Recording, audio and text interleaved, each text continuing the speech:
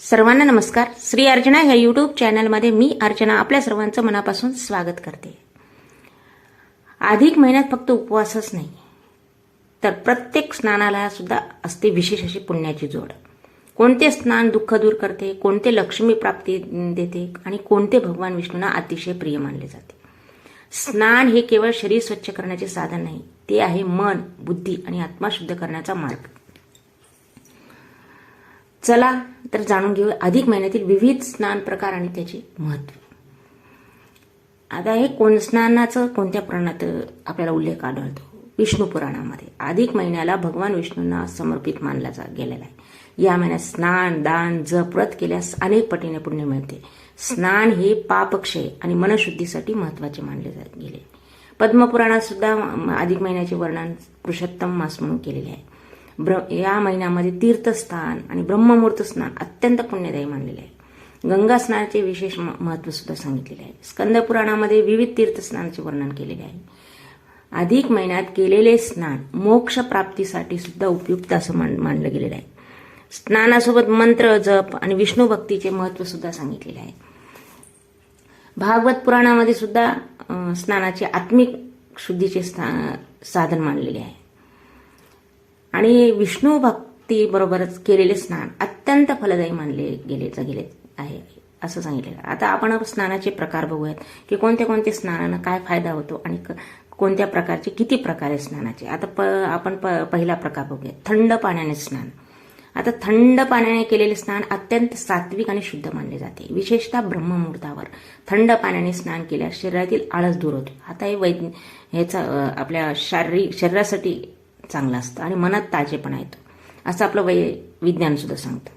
अधिक महिन्यात हे स्नान अत्यंत पुण्यदायी मानले जाते, कारण यामुळे संयम, शिस्त, तपस्वी वृत्ती वाढते. सकाळच्या शांत वातावरणामध्ये थंड पाण्याने स्नान हे एक प्रकारचे एक साधन स्वरूप मानले गेलेले आहे. त्याच्यानंतरच आपण दुसरं स्नान बघूयात की कोणतं असतं, गरम पाण्याचं स्नान. आता थंडीच्या दिवसात किंवा शारीरिक थकवा आल्यास गरम पाण्याने स्नान केल्याने शरीराला आराम मिळतो, स्नायू शिथिल होतात आणि ताण कमी होतो. हे असं वैज्ञानिक झाले. ते धार्मिक परंपरेनुसार काय आहे की अधिक महिन्यात अति उष्ण पाणी टाळावं असं सांगितलेलं आहे. परंतु आरोग्य महत्त्वाचे असल्यास गरम पाणी मध्यम प्रमाणात वापरणे योग्य मानले.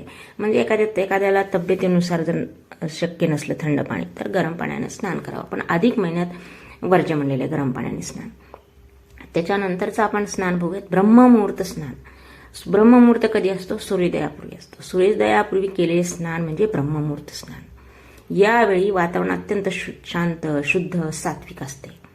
अधिक महिन्यात या वेळेचे स्नान अत्यंत पुण्यदायी मानले गेले. त्यामुळे काय मन आपलं एकाग्र होतं, दिवसभर सकारात्मक ऊर्जा टिकून राहते. त्याच्यानंतरचं स्नान बघूयात आपण, तीर्थस्नान. आता तीर्थस्नान म्हणजे काय? नदी, सरोवर, पवित्र तीर्थक्षेत्री केलेले स्नान म्हणजे तीर्थस्नान.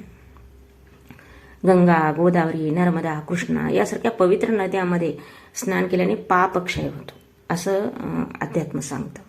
अधिक महिन्यात तीर्थस्नानाला विशेष असे महत्त्व दिले आहे, कारण हा काळ पुण्यसंचयासाठी अत्यंत शुभ मानला जातो. त्याच्यानंतरचं स्नान बघूयात आपण, तुळशी जलस्नान. म्हणजे आपल्या स्नान करताना स्नानाच्या पाण्यामध्ये तुळशीचे पाने टाकून केलेले स्नान अत्यंत पवित्र असं मानलेले आहे. कारण काय? तुळस ही भगवान विष्णूंना अतिशय प्रिय असल्याने हे स्नान अधिक महिन्यात विशेषाचे शुभ मानले. त्यामुळे काय होते? नकारात्मक ऊर्जा दूर होते आणि मनात भक्तिभाव वाढतो. त्याच्यानंतरचं स्नान कोणतं आहे? पंचामृत स्नान. पंचामृत स्नान म्हणजे काय? दूध, दही, तूप, मध, साखर याचं मिश्रण करून म्हणजे पंचामृत.